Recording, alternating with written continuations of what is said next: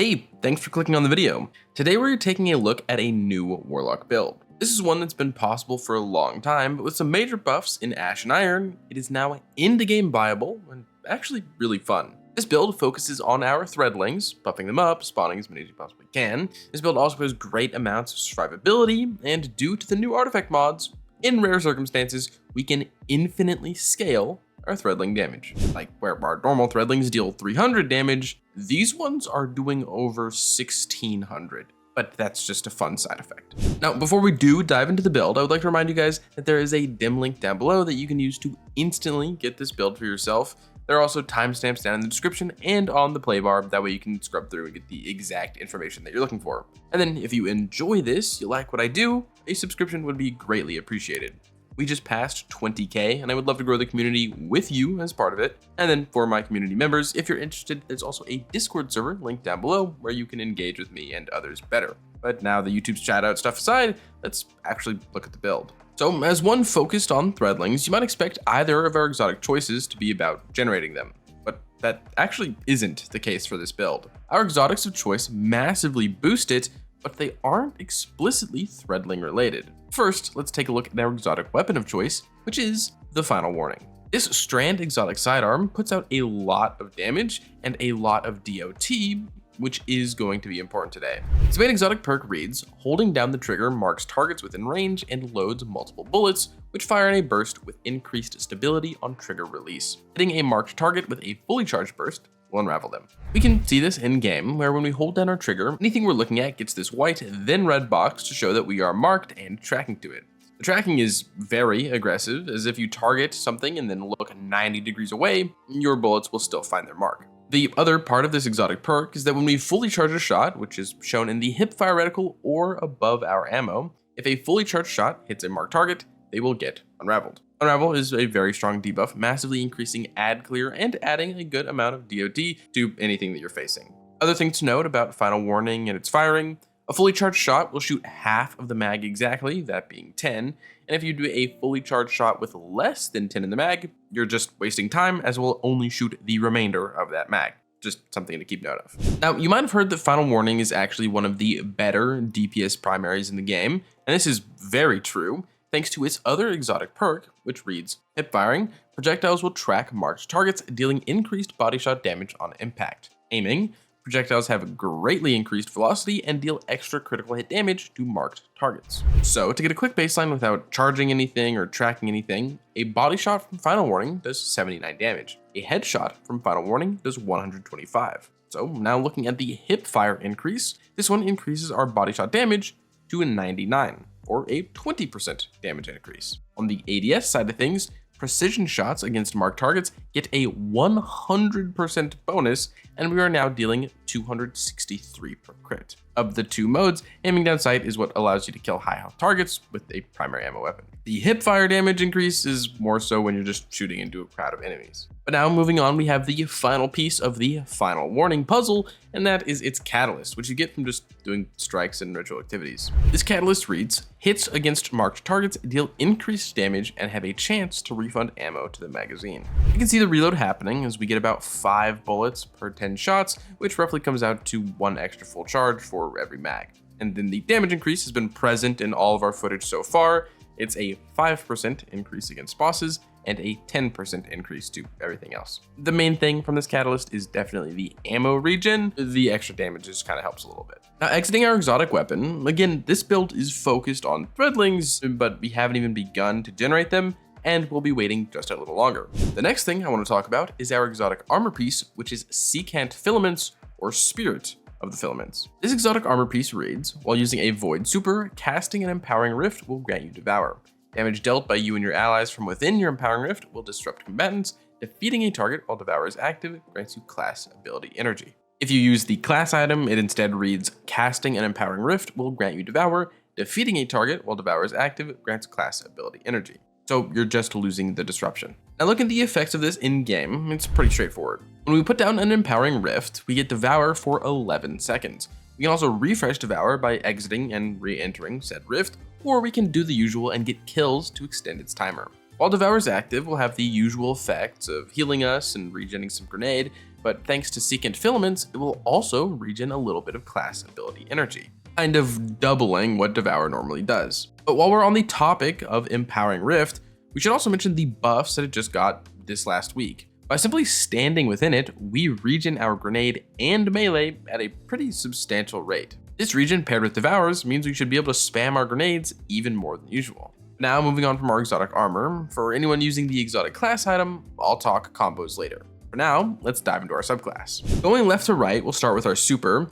The options here are either Song of Flame or Needlestorm. Song of Flame is my go-to for survivability, team support, and boss damage, but due to how we increase our threadling damage, Needlestorm will also get buffed, making it a fairly worthy option. If you feel like you need burst DPS, then run the latter. On from our super, we have our class ability, which has to be Empowering Rift.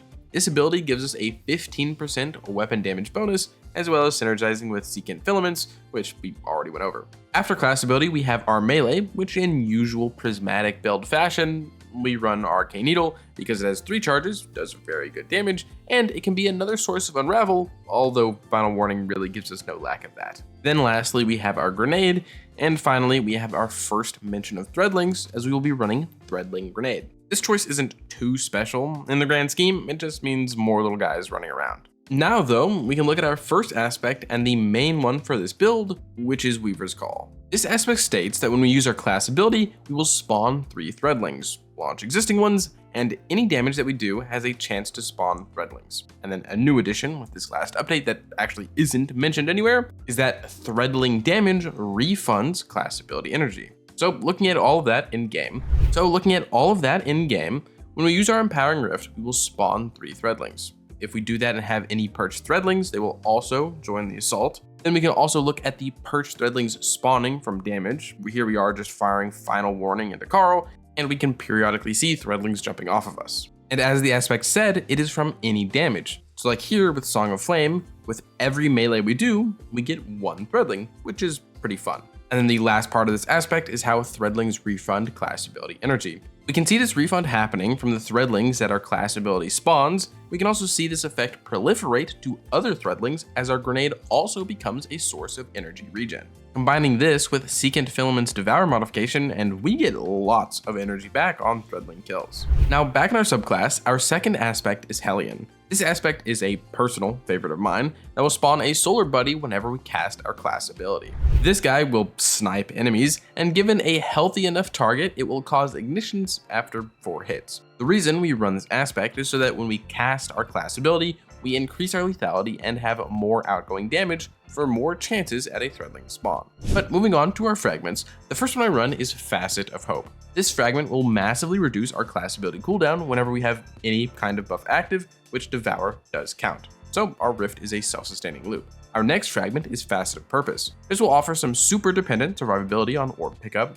In this build, that ends up being a restoration from Song of Flame or Woven Mail from Needlestorm. Both of these are very strong sandbox tools that will keep you alive in the hardest content. The next fragment after this is Facet of Protection, or even more stacking survivability. Then we have Facet of Dawn, which will make us radiant whenever we do melee damage. I personally just like this fragment as a means to handle barrier champions regardless of my loadout. And then the last fragment is Facet of Courage, which causes our light abilities to do more damage to dark debuffed targets. I mainly use this with Song of Flame against unraveled bosses. And moving out of our subclass, before looking at armor, we should talk about other weapons. In this build, Final Warning and our abilities can handle fodder and champion/mini boss level enemies. For our energy slot, we'll want something a bit stronger, like at least a rocket sidearm or a sniper, a GL. And then for our heavy, a regular DPS weapon is a good idea, like a rocket or heavy GL. Or you can run a sword like I do because I'm addicted to Eager Edge. But ultimately, your other weapons can just be about anything. You could even forgo Final Warning and replace it with, say, New Malpai or regular old Min Retrograde. Moving on from weapons though, we should now talk armor. When it comes to stats, we want to have a pretty even spread across a number of things. For this build, we run 100 weapons so that our Final Warning does 15% more damage to rank and file enemies. And above that, we have 100 class, so they're able to spam our Rift on repeat. Then Super and Grenade are also 100 for further ability spam. The only 2 stats that are somewhat low are Health, because we have Devour and we don't need it, and then Melee, which is still fairly high, but lower because it isn't the focal point of this build. Now after stats, we have our armor mods, which on the helmet, we run Special Finders and a Strand Siphon, so Final Warning makes more ammo and orbs. On our arms, we run a heavy-handed and firepower to make orbs from melee or grenade kills, and an impact induction, so our melee gives a bit of grenade energy for some extra credit. Our chest is just going to be for resist or ammo generation. Our legs has an innervation, installation, and absolution. All of these exist to give back a chunk of grenade and class energy on orb pickup. And then our class item has a special finisher, powerful attraction, and proximity ward to make ammo on command and be safe while doing so. But now, coming out of armor mods, the last thing to mention is exotic perks that we can pair with Spirit of Filaments if we are going ahead and using solipsism. I personally use Spirit of Vesper so I can use my Rift more aggressively. The arc pulses deal pretty good damage. After that though, you can use Spirit of Verity. This perk will increase our threadling grenade's damage and regen. It's not terribly impactful, but it is just one more thing to stack on in this build. And then after that, we could run Spirit of Starfire. I actually don't have a single class item with this perk, but it would synergize with Empowering Rift to refund grenade energy through weapon damage too. Ultimately, I think you could run any of these, but of course there's more, and realistically, all you do need is Spirit of Filaments to make this build work. Now for our final section before the gameplay loop, we have the artifact. And the artifact actually has a lot of impact here because it just got updated for Ash and Iron. The first big mod is threadling proliferation, which will cause Final Warning to make threadlings pop out of enemies, as well as spawning them on kills. You can see this pretty easily if you just keep an eye on these enemies as they die. Then the next big one is Pack Tactics, which says threadling damage increases threadling damage. This buff will activate after getting 2 threadlings to deal damage and has a 6-second timer. While this timer is active, threadlings have a 30% damage buff and get a yellow number. Further, they will also stun unstoppable champions, which is very nice. But yeah, if you keep refreshing that timer by getting more threadlings to spawn and deal damage, the damage increase continues to climb infinitely. So while you'll most often have a 30% buff, you can get threadlings that deal nearly 1700 damage and a needle storm that deals 40k.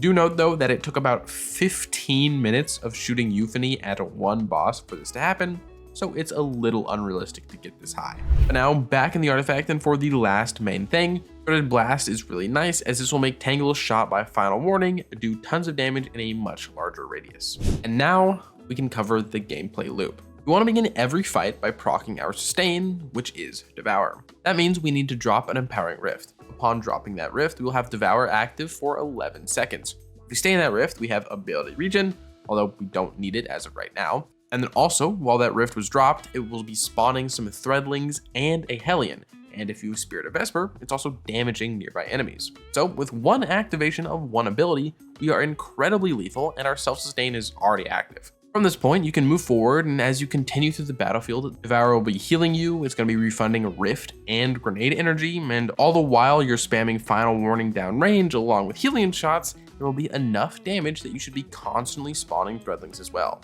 Every kill you get is keeping you up, and sooner rather than later, you're going to have another Rift, which you can use to spawn another horde of threadlings, re-up Hellion, and restart Devour if you manage to lose it. Everything in this build works very fluently together. There isn't a point in time where you should be using X or Y. You're just using all of your kit all of the time. We're also putting enough damage downrange from different elements that Transcendence energy is always incoming. So remember to pop that when it's available to make yourself a little bit more lethal and tanky. And in a similar fashion, remember to pop your super.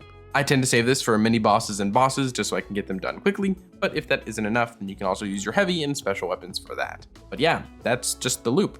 Drop your rift, spam your abilities back to back. This is super fun, and you can modify the super and your weapon choices to any activity that you might want to play, so I hope you enjoy it. Remember, there is a dim link down below for your convenience, and thank you for getting this far into the video. Your viewership is greatly appreciated. Thank you guys for 20k, it really means a lot. If you want to support me, support the channel, a like, a comment, a subscription, joining the Discord goes a very long way. If you want to support me, support the channel, but you can't think of a comment down below, Goblin, because little green goblins running around. And with that, as usual, I hope you are having a great day, and I hope to see you around.